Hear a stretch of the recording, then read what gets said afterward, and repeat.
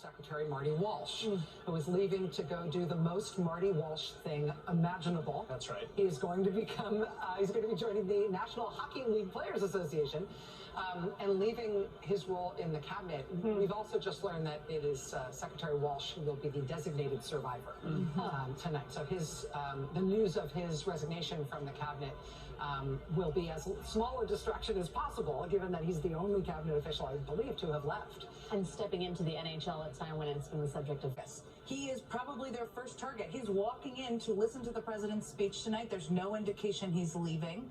That's actually pretty remarkable, given what they know they're going to face. See Secretary Buttigieg here, Secretary Becerra, and the aforementioned Secretary Mayorkas.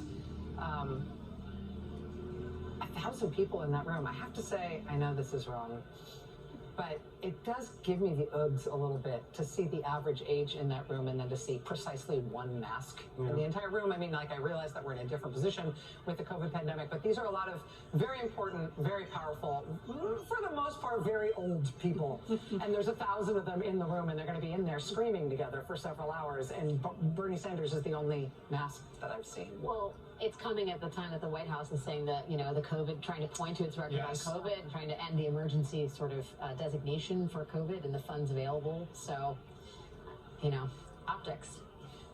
The president is expected to talk tonight about ending the COVID emergency. Anita Dunn is right in telling us this is not going to be a red meat speech, as you were saying, Joy. This is going to be an optimistic speech about what we've done and where we're going and what we can do together. The question is whether it is a list of policies or whether there is a thesis. He was speaking black churches and you would think he was a member. Like, he has a way of connecting to whatever audience he's in front of and sort of becoming a member of the audience in a way. He sort of speaks for the regular guy. And I think it's interesting, President Biden's superpower is that he's a regular person.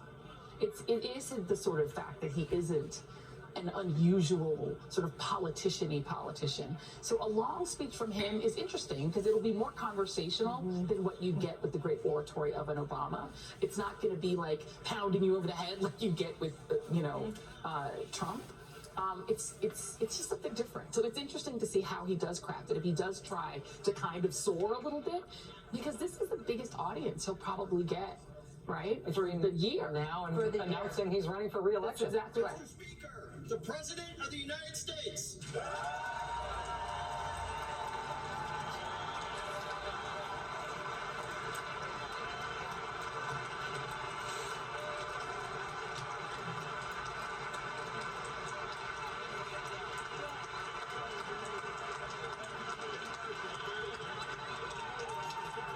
Probably loves being in this room more than just about anyone who's been president. It's like going home. Correct. Genuinely happy to be here. Genuinely happy. I mean, he could probably take 40 minutes to walk down that aisle.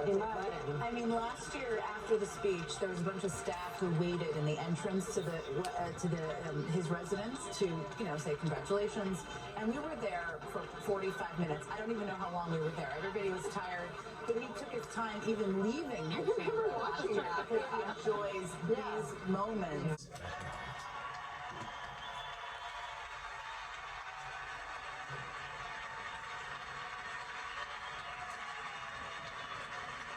Mr. Speaker.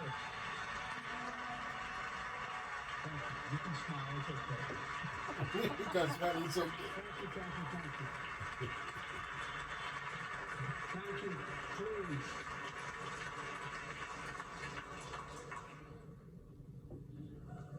Mr. Speaker, Madam Vice President, our First Lady and Second Gentleman, good to see you guys up there.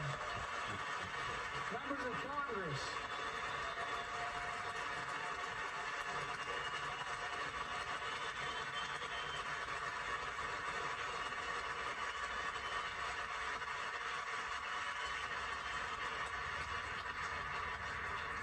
By the way, Chief Justice, I may need a court order. She gets to go to the game tomorrow, next week. I have to stay home. Got to work something out here.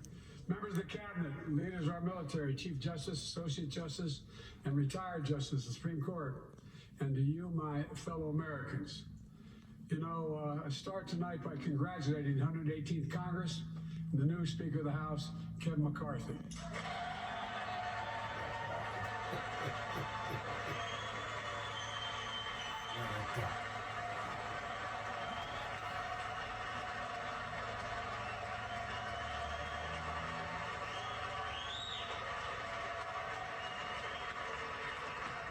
Speaker, I don't want to ruin your reputation, but I look forward to working with you. I want to congratulate the new leader of the House Democrats, the first African-American minority leader in history, Hakeem Jeffries.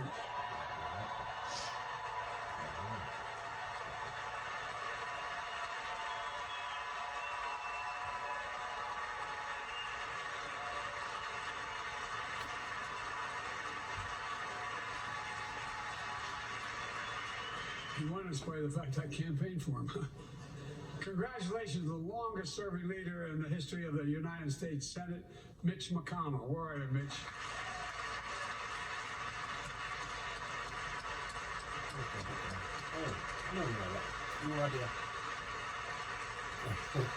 Congratulations to Chuck Schumer, another term as Senate Minority Leader. I think this time you have a slightly bigger majority, Mr. Leader, and you're the majority leader. About that much bigger? Yeah, well, I tell you what, I want to give special recognition to someone who I think is going to be considered the greatest speaker in the history of the House of Representatives, Nancy Pelosi.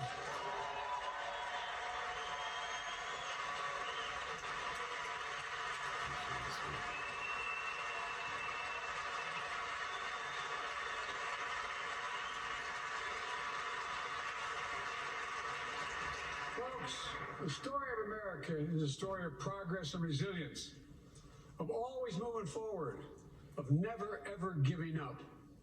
It's a story unique among all nations.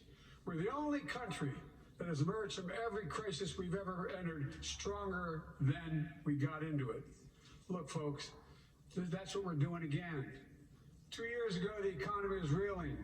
I stand here tonight after we've created, with the help of many people in this room, 12 million new jobs, more jobs created in 2 years than any president's created in 4 years, because of you all, because of the American people. 2 years ago,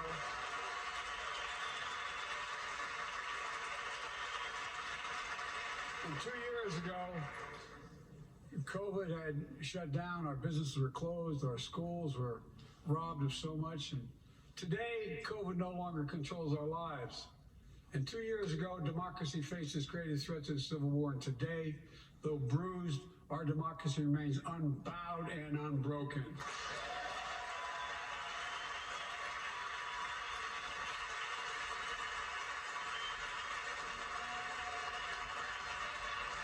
As we gather here tonight, we're writing the next chapter in the great American story, a story of progress and resilience. When world leaders ask me to define America, and they do, believe it or not, I say I can define it in one word, and I mean this: possibilities. We don't think anything is beyond our capacity. Everything is a possibility. We're often told that Democrats and Republicans can't work together. But over the past 2 years, we've proved the cynics and naysayers wrong. Yes, we disagreed plenty. And yes, there were times when Democrats went alone. But time and again, Democrats and Republicans came together to defend a stronger and safer Europe. It came together to pass once in a generation infrastructure law, building bridges connecting our nation and our people. We came together to pass the most significant law ever, helping victims exposed to toxic burn pits. And in fact,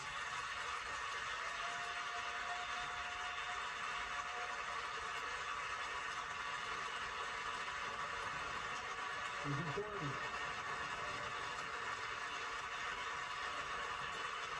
And in fact, I signed over 300 bipartisan pieces of legislation since becoming president. From reauthorizing the Violence Against Women Act, to the Electoral Count Reform Act, the Respect for Marriage Act that protects the right to marry the person you love. And to my Republican friends, if we could work together the last Congress, there's no reason we can't work together and find consensus on important things in this Congress as well. I think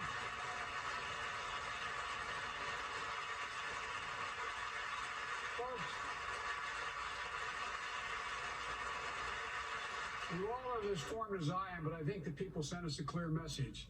Fighting for the sake of fighting, power for the sake of power, conflict for the sake of conflict gets us nowhere. That's always been my vision of our country, and I know it's many of yours. To restore the soul of this nation, to rebuild the backbone of America, America's middle class, and to unite the country. We've been sent here to finish the job, in my view. For decades, the middle class has been hollowed out in more than, and not no one administration, but for a long time. Too many good-paying manufacturing jobs move overseas. Factories closed down.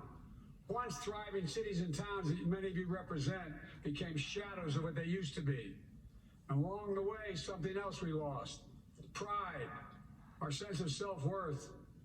I ran for president to fundamentally change things, to make sure our economy works for everyone, so we can all feel that pride in what we do.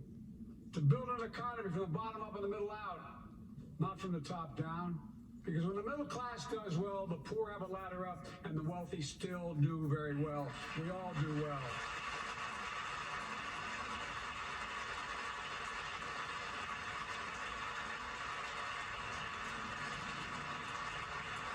I know a lot of you always kid me for always quoting my dad, but my dad used to say, Joey, a job's about a lot more than a paycheck. He really would say this. It's about a lot more than a paycheck. It's about your dignity. It's about respect. It's about being able to look your kid in the eye and say, honey, it's going to be okay, and mean it. Well, folks, so let's look at the results. We're not finished yet by any stretch of the imagination, but unemployment rate is at 3.4%, a 50-year low. A near record unemployment. Near record unemployment for Black and Hispanic workers. We've already created, your help, 800,000 good-paying manufacturing jobs, the fastest growth in 40 years. And where is it written? Where is it written that America can't lead the world in manufacturing? I don't know where that's written. For too many decades, we imported projects and exported jobs. Now, thanks to what you've all done, we're exporting American products and creating American jobs. Folks, inflation has been a global problem because the pandemic disrupted our supply chains, and Putin's unfair and brutal war in Ukraine disrupted energy supplies as well as food supplies, blocking all that grain in Ukraine. But we're better positioned than any country on earth right now. But we have more to do. But here at home, inflation is coming down. Here at home, gas prices are down $1.50 from their peak. Food inflation is coming down, not fast enough, but coming down. Inflation has fallen every month for the last 6 months, while take-home pay has gone up. Additionally, over the last 2 years, a record 10 million Americans applied to start new businesses. 10 million. And by the way, every time someone starts a small business is an act of hope. And Madam Vice President, I want to thank you for leading that effort to ensure that small businesses have access to capital and the historic laws we enacted that are going to just come into being. Standing here last year, I shared with you a story of American genius and possibilities. Semiconductors, small computer chips the size of a fingerprint that power everything from cell phones to automobiles and so much more. These chips were invented in America. Let's get that straight. They were invented in America. We used to make 40% of the world's chips. In the last several decades, we lost our edge. We're down to only producing 10%. We all saw what happened during the pandemic when chip factories shut down overseas. Today's automobiles need 3,000 chips each of those automobiles. But American automobiles couldn't make enough cars because there weren't enough chips. Car prices went up, people got laid off, so did everything from refrigerators to cell phones. We can never let that happen again.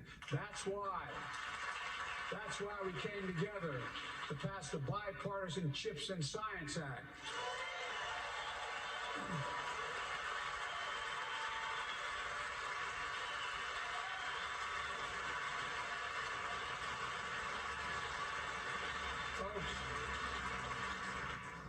I know I've been criticized for saying this, but I'm not changing my view. We're going to make sure the supply chain for America begins in America. The supply chain begins in America. We've already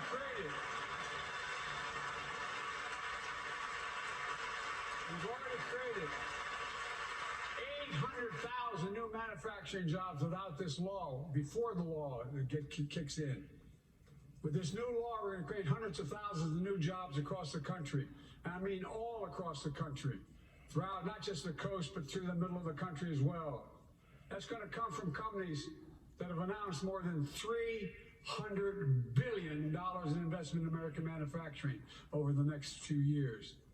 Outside of Columbus, Ohio, Intel is building semiconductor factories on 1,000 acres, literally a field of dreams. It's going to create 10,000 jobs, that one investment, 7,000 construction jobs, 3,000 jobs in those factories once they're finished. They call them factories. Jobs paying an average of $130,000 a year, and many do not require a college degree.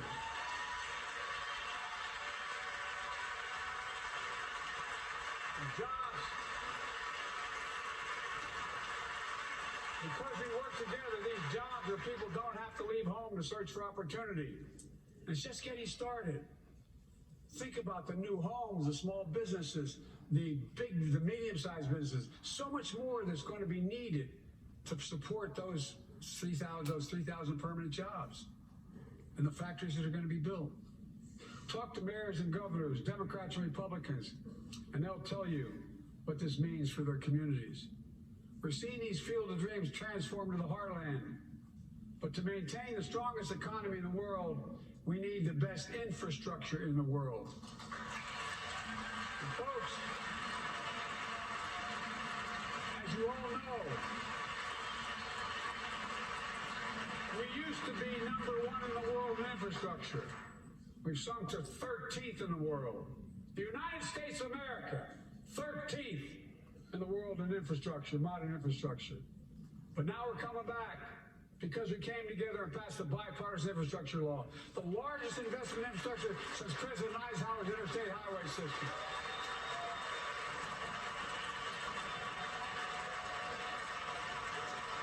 And folks, already we've funded over 20,000 projects, including major airports from Boston to Atlanta to Portland. Projects that are going to put thousands of people to work rebuilding our highways, our bridges, our railroads, our tunnels, ports, airports, clean water, high-speed internet, all across America. Urban, rural, tribal. And folks, we're just getting started. We're just getting started. And I mean it sincerely. I want to thank my Republican friends who voted for the law, and my Republican friends who voted against it as well. But I still get asked to fund the projects in those districts as well. But don't worry, I promised I'd be a president for all Americans. We'll fund these projects, and I'll see you at the groundbreaking. Look, this law will further unite all of America. Projects like Brent Spence Bridge in Kentucky over the Ohio River, built 60 years ago, badly needed repairs, one of the nation's most congested freight routes, carrying $2 billion worth of freight every single day across the Ohio River. And folks, we've been talking about fixing it for decades, but we're really finally going to get it done. I went there last month with Democrats and Republicans and from both states to deliver a commitment of $1.6 billion for this project. And while I was there, I met a young woman named Sarah, who's here tonight. I don't know where Sarah is. Is she up in the box? I don't know. Sarah, how are you? Well, Sarah, for 30 years,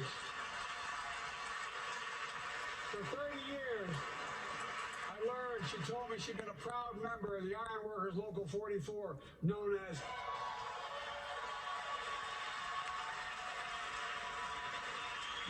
the Cowboys in the Sky. The folks who built Cincinnati's skyline. Sarah said she can't wait to be 10 stories above the Ohio River building that new bridge. God bless her. That's pride. And that's what we're also building. We're building back pride. Look, we're also replacing poisonous lead pipes that go into 10 million homes in America. 400,000 school and child care centers. So every child in America can drink the water instead of having permanent damage to their brain. Look, we're making sure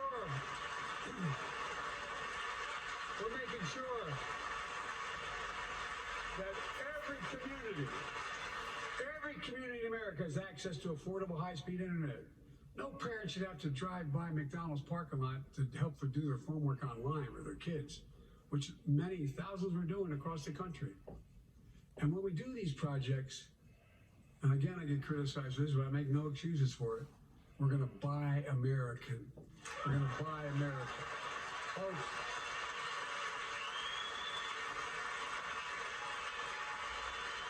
and it's totally consistent with international trade rules. Buy America has been the law since 1933, but for too long, past administrations, Democrat and Republican, have fought to get around it. Not anymore. Tonight, I'm announcing new standards require all construction materials used in federal infrastructure projects to be made in America. Made in America. I mean it. Lumber, glass, drywall, fiber optic cable.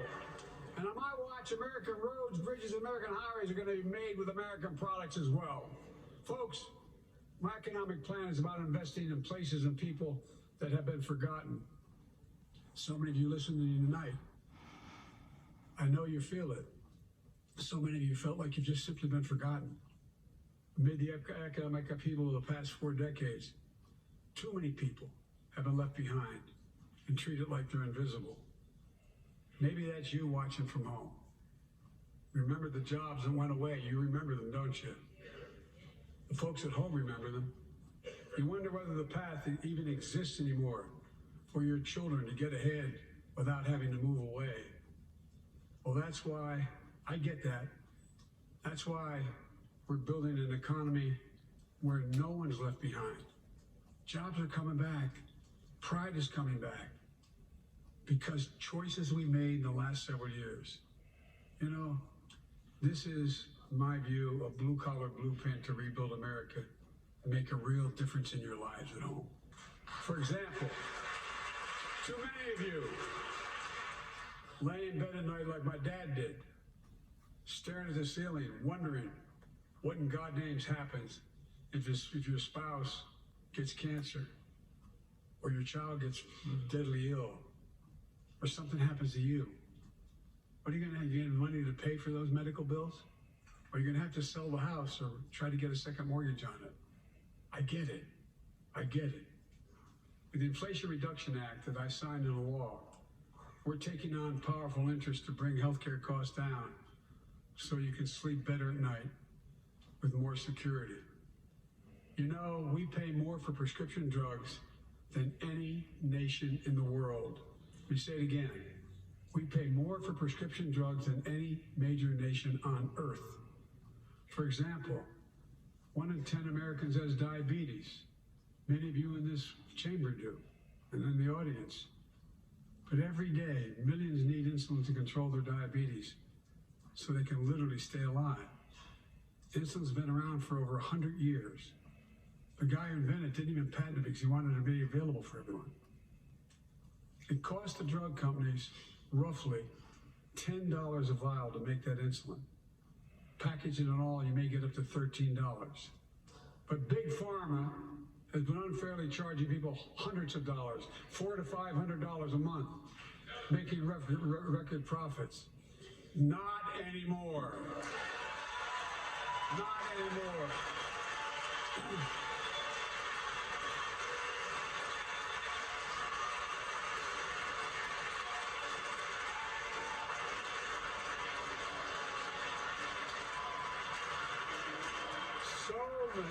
so many things that we did are only now coming to fruition. We said we were doing this, and we said we passed the law to do it, but people didn't know because the law didn't take effect until January 1 of this year. We capped the cost of insulin at $35 a month for seniors on Medicare. People are just finding out. I'm sure you're getting the same calls I'm getting. Look, there are millions of other Americans who do not or are not on Medicare, including 200,000 young people with type 1 diabetes who need this insulin to stay alive. Let's finish the job this time. Let's cap the cost of insulin for everybody at $35.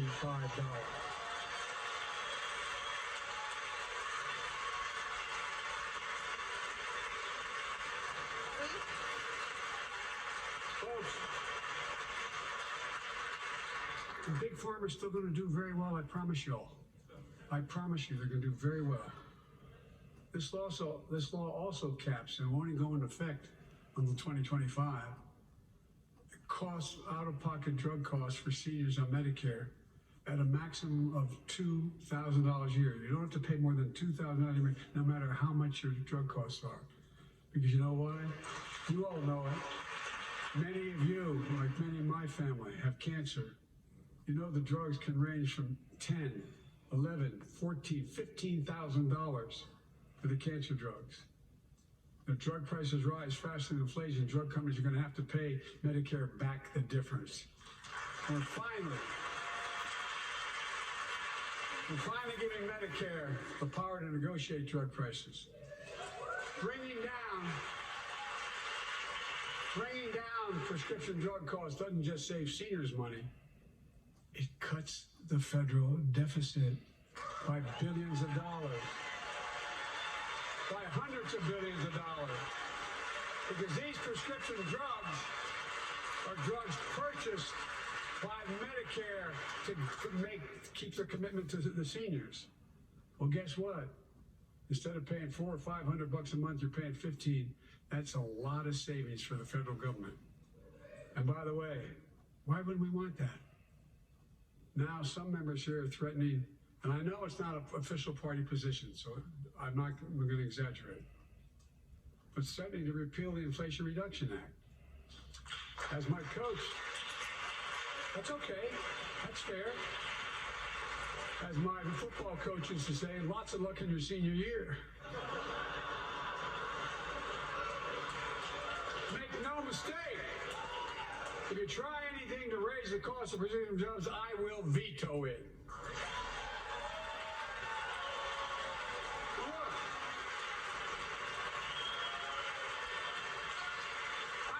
Say that more Americans have health insurance now than ever in history. A record 16 million people are enrolled in the Affordable Care Act. And thanks to the law I signed last year, saving millions are saving $800 a year on their premiums.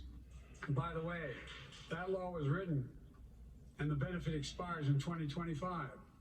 So my plea to some of you, at least to this audience, let's finish the job and make these savings permanent.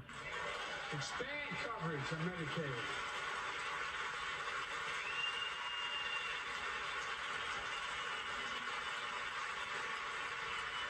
Look, the Inflation Reduction Act is also the most significant investment ever in climate change. Ever. Lower utility bills, creating American jobs, leading the world to a clean energy future. I visited the devastating aftermath of record floods, droughts, storms, and wildfires from Arizona to New Mexico to all the way up to the Canadian border. More timber has been burned that I've observed from helicopters than the entire state of Missouri. And we don't have global warming? Not a problem. In addition to emergency recovery, from Puerto Rico to Florida to Idaho, we're rebuilding for the long term. New electric grids that are able to weather major storms and not prevent those forest fires. Roads and water systems will stand the next big flood. Clean energy to cut pollution and create jobs in communities often left behind. We're going to build 500,000 electric vehicle charging stations installed across the country by tens of thousands of IBEW workers. And we're helping families save more than $1,000 a year with tax credits to purchase electric vehicles and efficient appliances, energy-efficient appliances. Historic conservation efforts to be responsible stewards of our land. Let's face reality. The climate crisis doesn't care if you're in a red or blue state. It's an existential threat. We have an obligation, not to ourselves, but to our children and grandchildren, to confront it. I'm proud of how America at last is stepping up to the challenge. We're still going to need oil and gas for a while. But guess what? No, we do. But there's so much more to do. We got to finish the job. And we pay for these investments in our future by finally making the wealthiest and biggest corporations begin to pay their fair share. Just begin.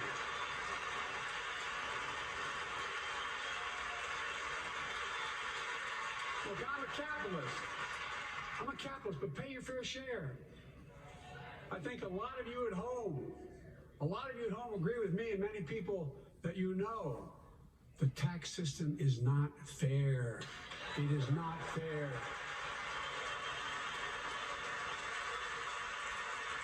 Look, the idea that in 2020, 55 of the largest corporations in America, the Fortune 500, made $40 billion in profits and paid zero in federal taxes? Zero? Folks, it's simply not fair.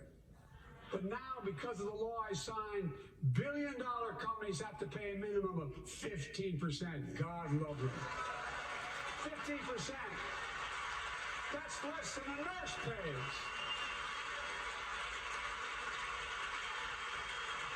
Let me be crystal clear. I said at the very beginning, under my plans, as long as I'm president, nobody earning less than $400,000 will pay an additional penny in taxes. Nobody, not one penny. But let's finish the job. There's more to do. We have to reward work, not just wealth. Pass my proposal for the billionaire minimum tax. You know, there's 1,000 billionaires in America. It's up from about 600 at the beginning of the term. But no billionaire should be paying a lower tax rate than a school teacher or firefighter. I mean it. Think about it.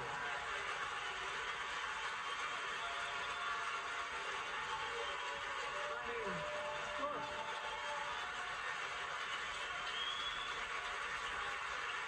I know you aren't enthusiastic about that, but think about it. Think about it. Have you noticed Big Oil just reported its profits, record profits?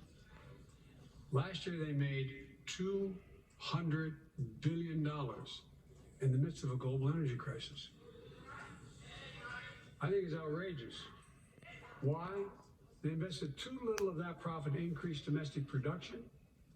And when I talked to a couple of them, they said, we're afraid you're going to shut down all the oil wells and all the oil refineries anyway, so why should we invest in them? I said, we're going to need oil for at least another decade. And that's going to exceed and beyond that. We're going to need it. Production. If they had in fact invested in the production to keep gas prices down, instead they used the record profits to buy back their own stock, rewarding the CEOs and shareholders. Corporations ought to do the right thing. That's why I propose we quadruple the tax on corporate stock buybacks and encourage long-term investments. They'll still make considerable profit. Let's finish the job and close the loopholes that allow very wealthy to avoid paying their taxes. Instead of cutting the number of audits for wealthy taxpayers, I just signed a law to reduce the deficit by $114 billion by cracking down on wealthy tax cheats. That's being fiscally responsible. In the last 2 years, my administration has cut the deficit by more than $1.7 trillion. the largest deficit reduction in American history. Under the previous administration, the American deficit went up 4 years in a row. Because those record deficits, no president added more to the national debt in any 4 years than my predecessor. Nearly 25% of the entire national debt that took over 200 years to accumulate was added by just one administration alone, the last one. They're the facts. Check it out. Check it out. How did Congress respond to that debt? They did the right thing. They lifted the debt ceiling 3 times without preconditions or crisis. They paid American bills to prevent an economic disaster in the country. So tonight I'm asking the Congress to follow suit. Let's commit here tonight to the full faith and credit of the United States of America will never, ever be questioned. So some of my Republican friends want to take the economy hostage. I get it, unless I agree to their economic plans. All of you at home should know what those plans are. Instead of making the wealthy pay their fair share, some Republicans want Medicare and Social Security to sunset. I'm not saying it's a majority. Let me give you, anybody who doubts it, contact my office. I'll give you a copy. I'll give you a copy of the proposal. That means Congress doesn't vote. Well, I'm glad to see you. No, I tell you, I enjoy conversion. You know, it means if Congress doesn't keep the programs the way they are, they'd go away. Other Republicans say, I'm not saying it's a majority of you. I don't even think it's even a significant, but it's being proposed by individuals. I'm not politely not naming them, but it's being proposed by some of you. Look, folks, the idea is that we're not going to be moved into being threatened to default on the debt if we don't respond.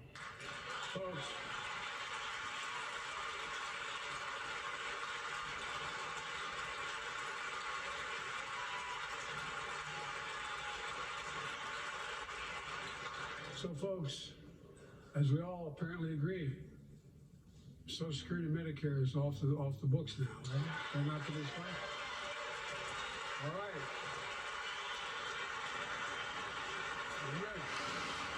We got unanimity.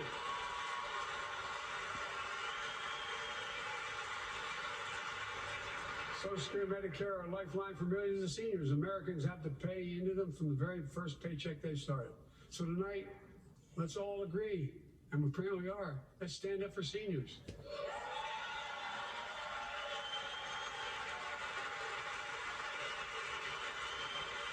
Stand up and show them. We will not cut Social Security. We will not cut Medicare. Those benefits belong to the American people that earned it. And if anyone tries to cut Social Security, which apparently no one's going to do, and if anyone tries to cut Medicare, I'll stop them. I'll veto it. And look, I'm not going to allow them to be taken away. Not today, not tomorrow, not ever. But apparently it's not going to be a problem. Next month, when I offered my fiscal plan, I asked my Republican friends to lay down their plan as well. I really mean it. Let's sit down together and discuss our mutual plans together. Let's do that.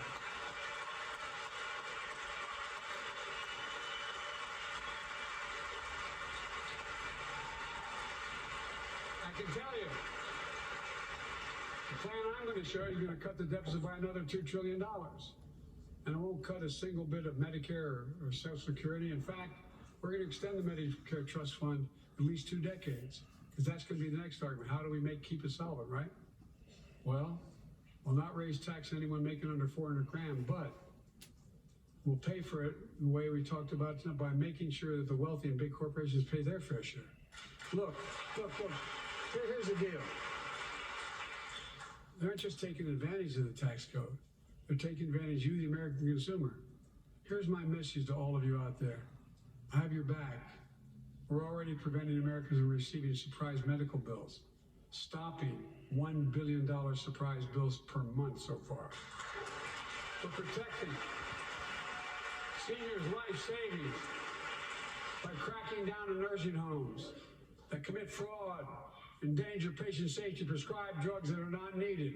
Millions of Americans can now save thousands of dollars because they can finally get a hearing aid over the counter without a prescription. Look, capitalism without competition is not capitalism. It's extortion. It's exploitation. Last year, I cracked down with the help of many of you on foreign shipping companies that were making you pay higher prices for every good coming into the country. I signed a bipartisan bill that cut shipping costs by 90%, helping American farmers, businessmen, and consumers. Let's finish the job. Pass the bipartisan legislation to strengthen antitrust enforcement and prevent big online platforms from giving their own products an unfair advantage.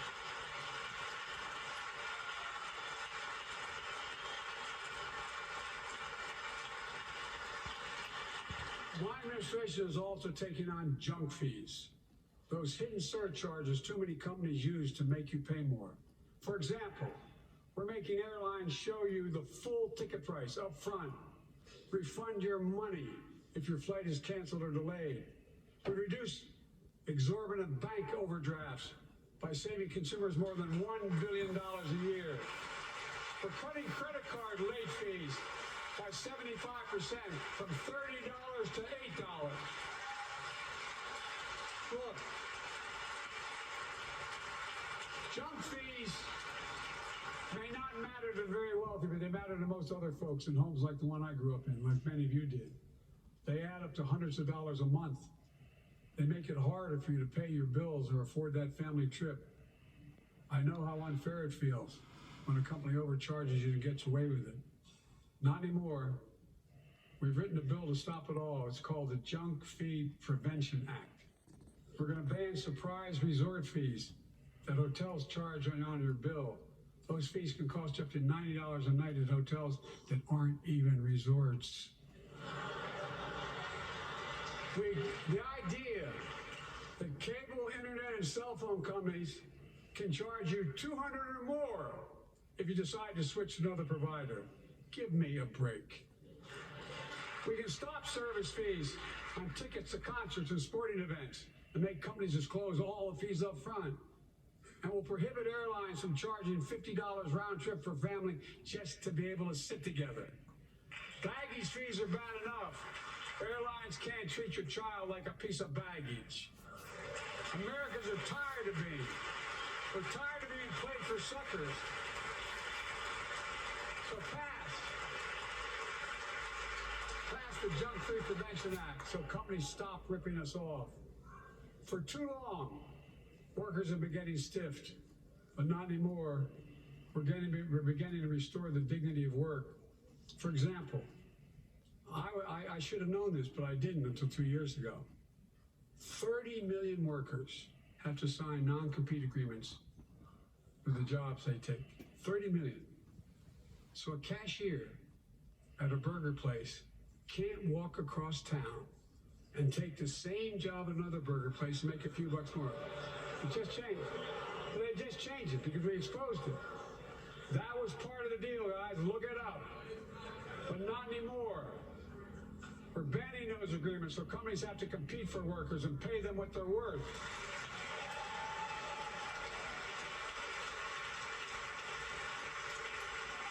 And I must tell you,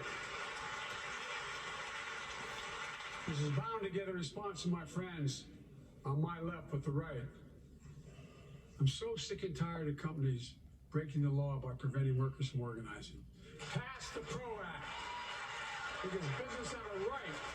Workers have a right to form a union. And let's guarantee all workers have a living wage. Let's make sure working parents can afford to raise a family with sick days, paid family medical leave, affordable child care. That's going to enable millions of more people to go and stay at work. And let's restore the full child tax credit, which gave tens of millions of parents some breathing room and cut child poverty in half to the lowest level in history. And by the way, when we do all these things, we increase productivity. We increase economic growth. So let's finish the job and get more families access to affordable, quality housing. Let's get seniors who want to stay in their homes the care they need to do so. Let's give more breathing room to millions of family caregivers looking after their loved ones. Pass my plan so we get seniors and people with disabilities the home care and services they need. And support the workers who are doing God's work.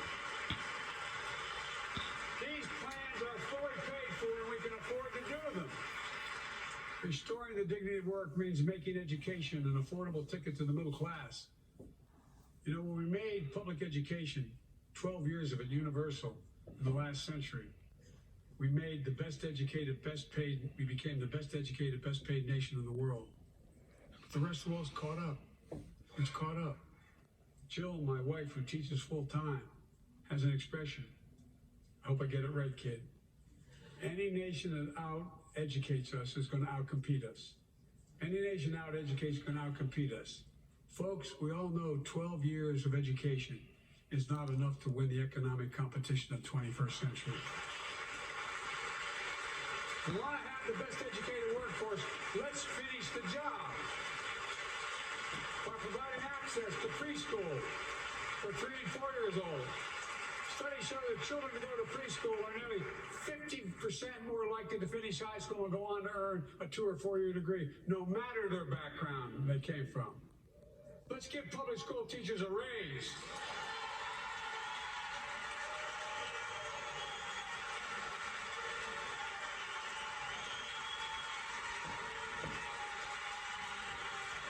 We're making progress by reducing student debt, increasing Pell Grants for working and middle-class families.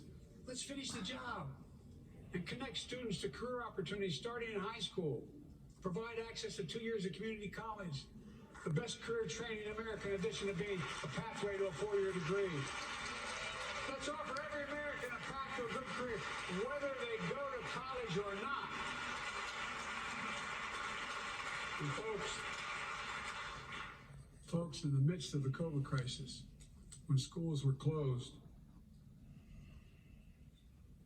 and we were shutting down everything, let's recognize how far we came in the fight against the pandemic itself.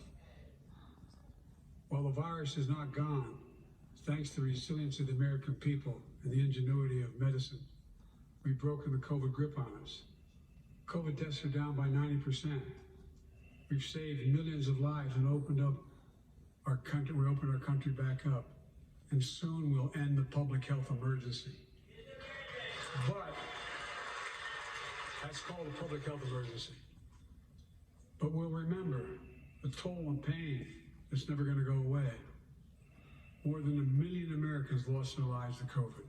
1 million. Families grieving, children orphaned, empty chairs at the dining room table constantly reminding you that she used to sit there. Remembering them, we remain vigilant. We still need to monitor dozens of variants and support new vaccines and treatments. So Congress needs to fund these efforts and keep America safe. And as we emerge from this crisis stronger, we're also got to double down on prosecuting criminals who stole relief money meant to keep workers and small businesses afloat.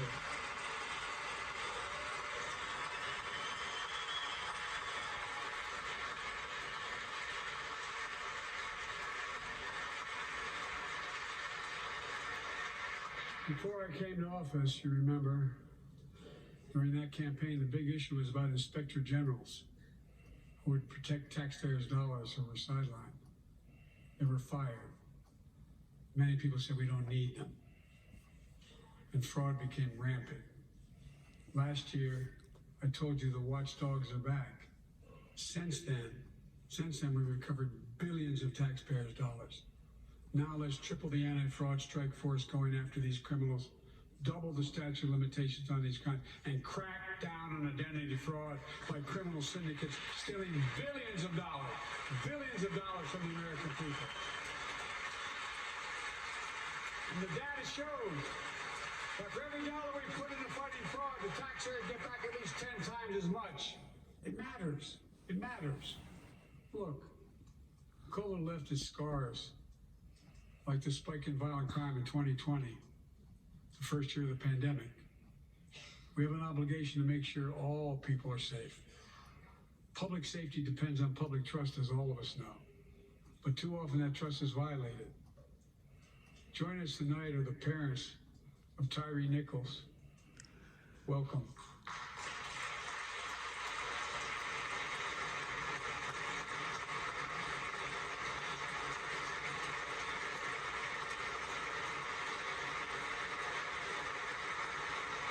I had to bury Tyree last week. As many of you personally know, there's no words to describe the heartache or grief of losing a child. But imagine if you lost that child at the hands of the law. Imagine having to worry whether your son or daughter came home from walking down the street, playing in the park, or just driving a car. Most of us in here have never had to have the talk that brown and black parents have had to have with their children. Bo, Hunter, Ashley, my children. I never had to have the talk with them. I never had to tell them if a police officer pulls you over, turn your interior lights on right away. Don't reach for your license. Keep your hands on the steering wheel. Imagine having to worry like that every single time your kid got in a car. Here's what Tyree's mother shared with me when I spoke to her. When I asked her how she finds the courage to carry on and speak out. The faith of God, she said her son was, quote, a beautiful soul, and something good will come of this. Imagine how much courage and character that takes. It's up to us, to all of us. We all want the same thing. Neighborhoods free of violence. Law enforcement who earns the community's trust. Just as every cop, when they pin on that badge in the morning, has a right to be able to go home at night, so does everybody else out there. Our children have a right to come home safely. Equal protection under the law is a covenant we have with each other in America.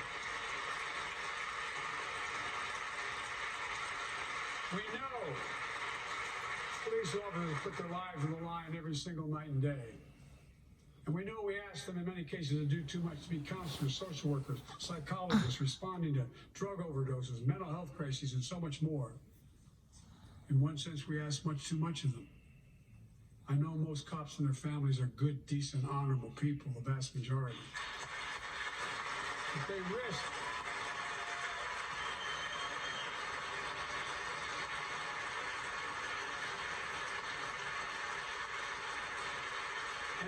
their lives every time they put that shield on. But what happened to Tyree in Memphis happens too often. We have to do better. Give law enforcement the real training they need. Hold them to higher standards. Help them succeed in keeping us safe.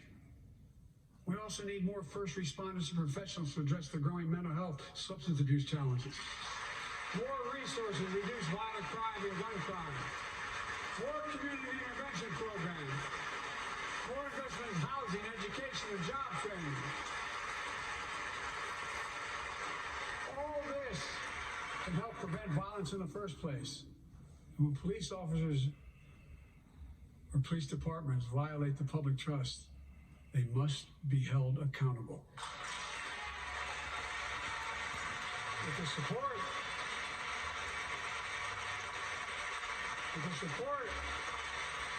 of the families of victims, civil rights groups, and law enforcement, I signed an executive order for all federal officers, banning chokeholds, restricting no-knock warrants, and other key elements of the George Floyd Act. Let's commit ourselves to make the words of Tyler's mom true. Something good must come from this. Something good. And all of us,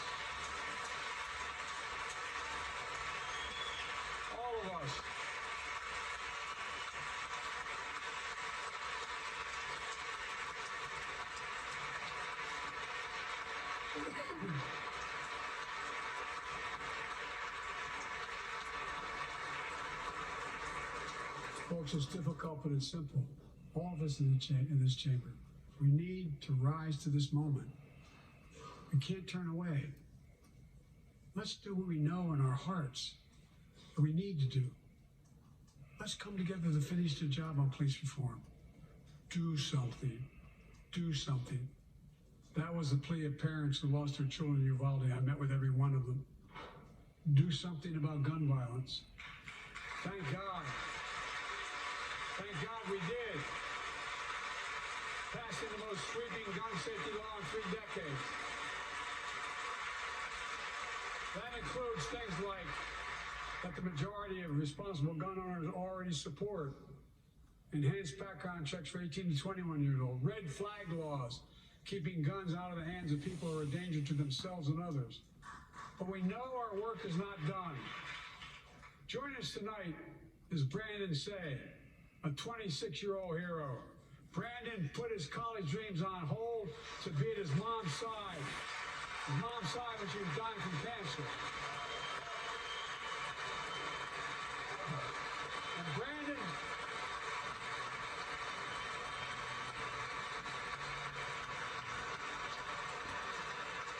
now works at the dance studio started by his grandparents. And 2 weeks ago, during the Lunar New Year celebrations, he heard the studio door close. And he saw a man standing there pointing a semi-automatic pistol at him. He thought he was going to die, but he thought about the people inside. And in that instant, he found the courage to act and wrestle the semi-automatic pistol away from the gunman who had already killed 11 people in another dance studio. 11. He saved lives. It's time we do the same. Ban assault weapons now. Ban them now. Once and for all.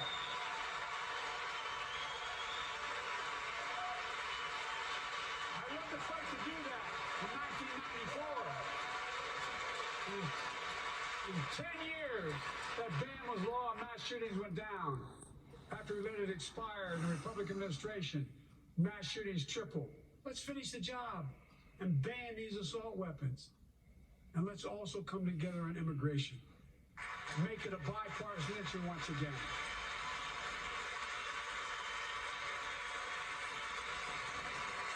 We now have a record number of personnel working to secure the border, arresting 8,000 human smugglers, seizing over 23,000 pounds of fentanyl in just the last several months.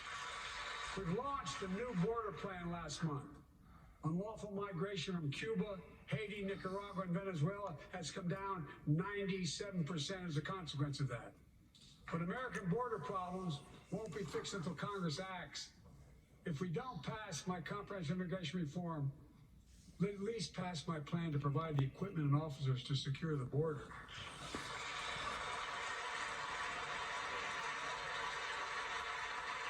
And a pathway to citizenship for dreamers, those on temporary status, farm workers, essential workers. Here in the People's House, it's our duty to protect all the people's rights and freedoms. Congress must restore the right and the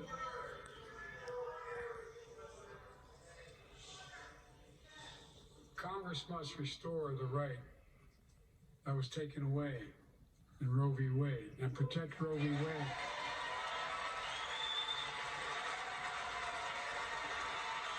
Give every woman a constitutional right. The Vice President and I are doing everything to protect access to reproductive health care and safeguard patient safety. Well, already more than a dozen states are enforcing extreme abortion bans. Make no mistake about it.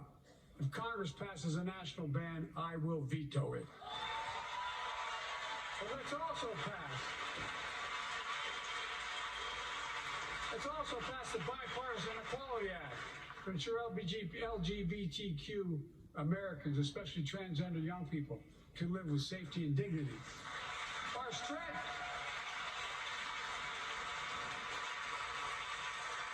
strength is not just the example of our power, but the power of our example. Let's remember the world's watching.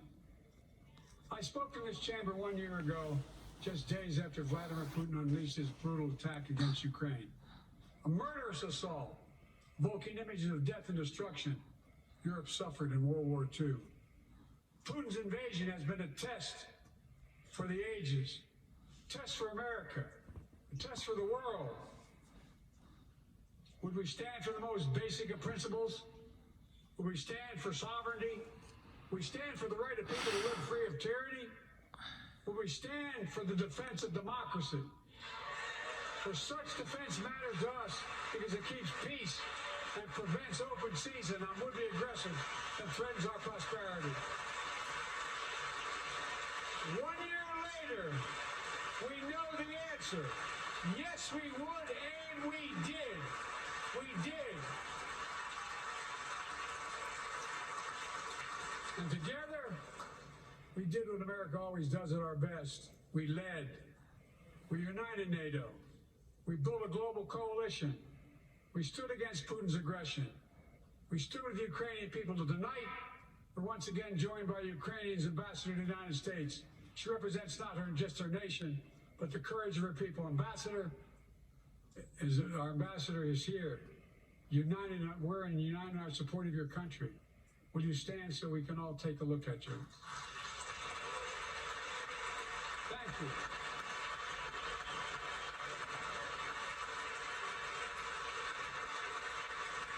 Because we're going to stand with you as long as it takes.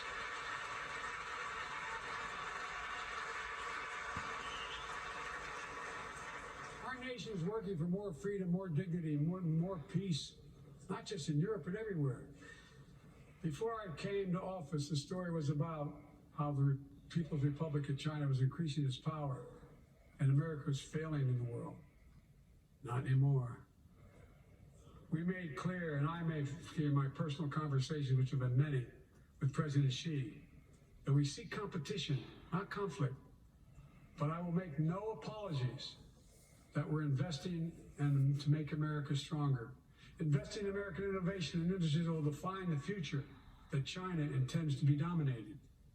Investing in our alliances and working with our allies to protect advanced technologies so they will not be used against us.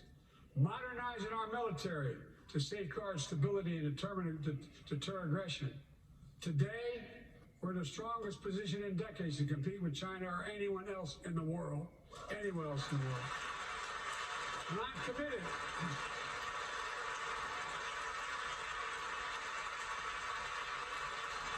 I'm committed to work with China where we can advance American interests and benefit the world. But make no mistake about it. As we made clear last week, if China threatens our sovereignty, we will act to protect our country, and we did.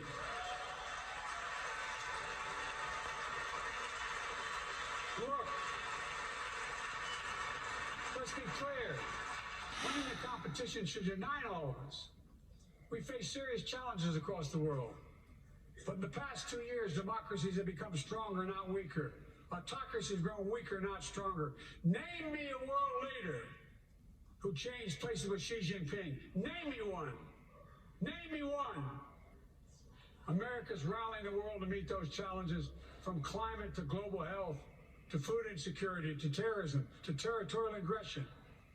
Allies are stepping up, spending more, and doing more. Look, the bridges we're forming between partners in the Pacific and those in the Atlantic, and those who bet against America are learning how wrong they are. It's never, ever been a good bet to bet against America. Never.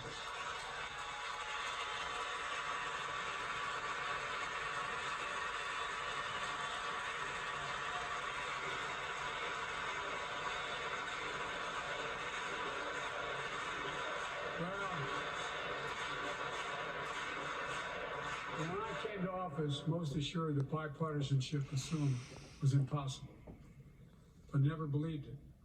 That's why a year ago I offered a unity agenda to the nation as I stood here. We made real progress together. We passed a law making it easy for doctors to prescribe effective treatments for opioid addiction. We passed the gun safety law, making historic investments in mental health. We launched the ARPA-H drive for breakthrough in the fights against cancer, Alzheimer's, and diabetes, and so much more. We passed The Heath Robinson Pact Act, named after the late Iraq War veteran whose story about exposure to toxic burn kits I shared here last year.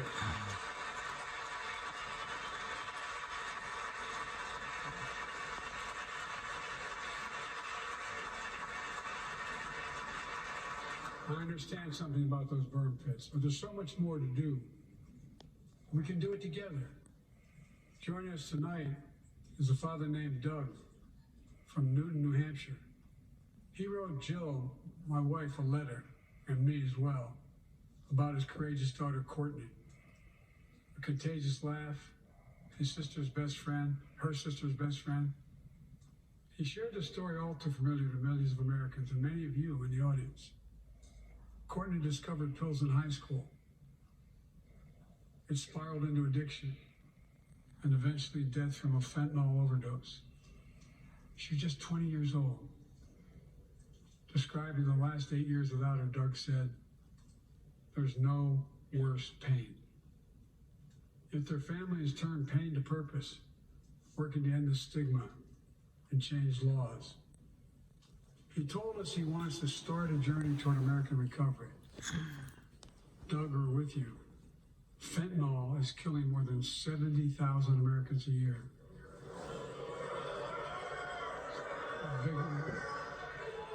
You got it.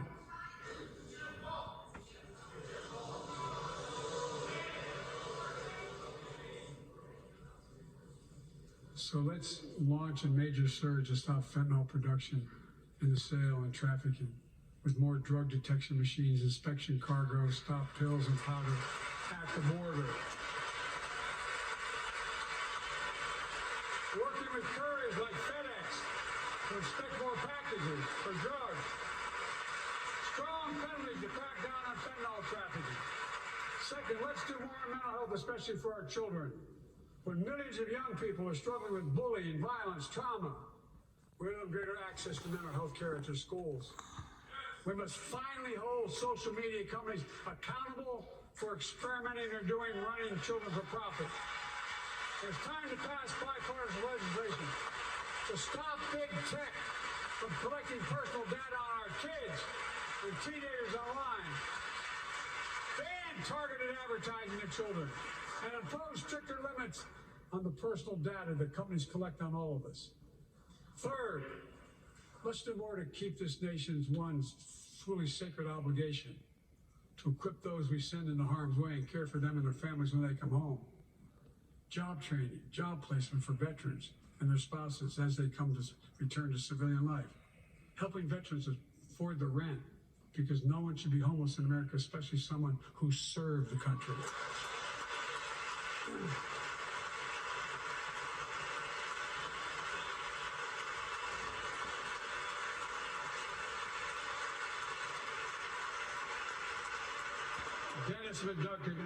Dennis McDonough is here of the VA. We had a first real discussion. I asked him to take the job. I'm glad he did. We were losing up to 25 veterans a day on suicide.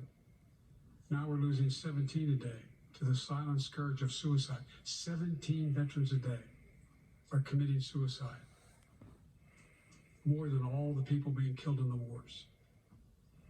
Folks, VA is doing everything it can, including expanding mental health screening, proven programs that recruits veterans to help other veterans understand what they're going through, get them the help they need. We got to do more. And fourth, last year, Jill and I reignited the cancer moonshot that I was able to start with President Obama asked me to lead our administration on this issue. Our goal is to cut the cancer death rates at least by 50% in the next 25 years. Turn more cancers from death sentences to treatable diseases. Provide more support for patients and their families. It's personal to so many of us in this audience. Joining us are Morris and Candice, an Irishman and the daughter of immigrants from Panama. They met and fell in love in New York City and got married in the same chapel as Jill and I got married in New York City. Kindred spirits. He wrote us a letter about his little daughter Ava, and I saw her just before I came over. She was just a year old when she was diagnosed with rare kidney disease, cancer. After 26 blood transfusions, 11 rounds of radiation, 8 rounds of chemo, 1 kidney removed, given a 5% survival rate. He wrote how in the darkest moments he thought, if she goes, I can't stay. Many of you went through that as well. Joanne understand that like so many of you. He read Jill's book describing our family's cancer journey and how we tried to steal moments of joy where we could with Bo. For them, that glimmer of joy was the half smile of their baby girl. It meant everything to them. They never gave up hope. Little Ava never gave up hope. She turns 4 next month. They just found out Ava's beating the odds, is on her way to being cured of cancer. And she's watching from the White House tonight if she's not asleep already. For the lives we can save.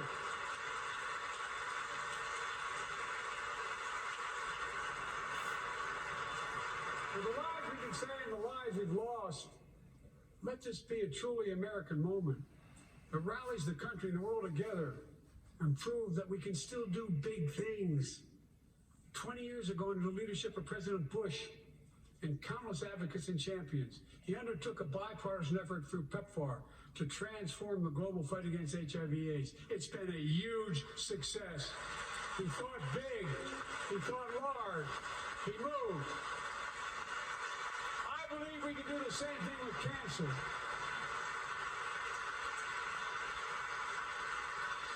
Let's end cancer as we know it. Cure some cancers once and for all. Folks, there's one reason why we've been able to do all of these things. Our democracy itself. It's the most fundamental thing of all. With democracy, everything's possible. Without it, nothing is. For the last few years, our democracy has been threatened and attacked, put at risk, put to the test in this very room on January the 6th. And then just a few months ago, an unhinged big lie, assailant unleashed a political violence, the home of the then Speaker of the House of Representatives, using the very same language the insurrectionists used as they stalked these halls and chanted on January 6th. Here tonight in this chamber is a man who bears the scars of that brutal attack, but is as tough and as strong and as resilient as they get. My friend Paul Pelosi. Paul, stand up.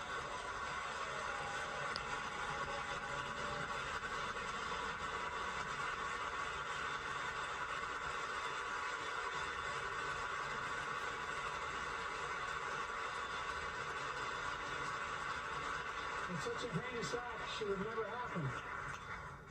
We must all speak out. There's no place for political violence in America. We have to protect the right to vote, not suppress the fat fundamental right. Honor the results of our elections, not subvert the will of the people. We have to uphold the rule of law and restore trust in our institutions of democracy. And we must give hate and extremism in any form no safe harbor.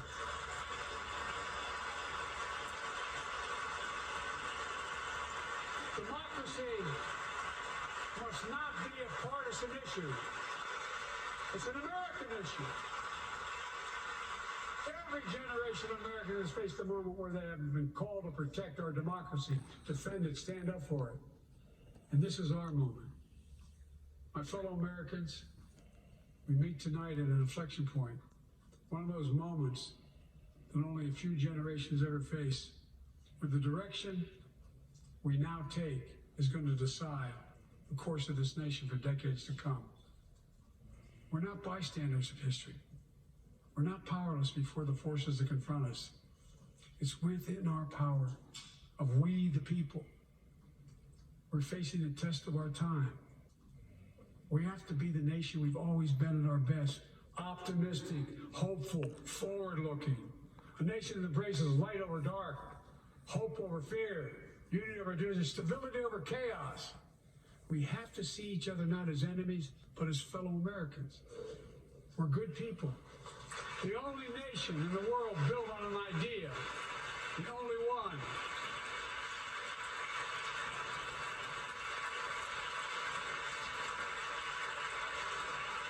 nations are defined by geography, ethnicity. But we're the only nation based on an idea that all of us, every one of us, is created equal in the image of God. A nation that stands as a beacon to the world. A nation in a new age of possibilities. So I've come to fulfill my constitutional obligation to report in the State of the Union. And here's my report. Because the soul of this nation is strong, because the backbone of this nation is strong, because the people of this nation are strong, the State of the Union is strong.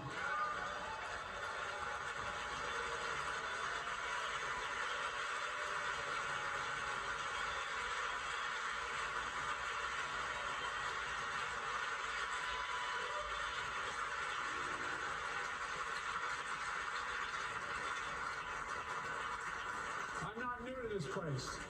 I stand here tonight, having served as long as about any one of you who've ever served here. But I've never been more optimistic about our future, about the future of America. We just have to remember who we are. We're the United States of America, and there's nothing beyond our capacity if we do it together.